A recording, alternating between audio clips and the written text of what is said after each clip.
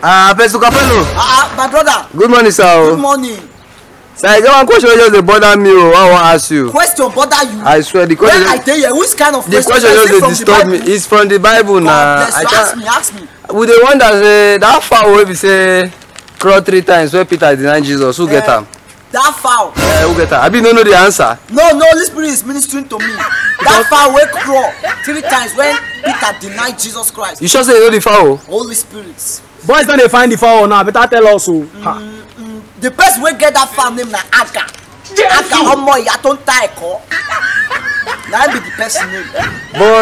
But that Bible no talk like that now. Bible no talk say na Aga. Na who be Aga? Yes, Bible no talk like that, but it takes a man with the spirit to understand. You know I'm in the spirit realm, so the spirit just minister to me that the person that have that foul name is Aga. I bet where they stay. I bet where that foul they stay. Ilorin. Hallelujah. More they go in house. Ilorin is far from this place. Thank you.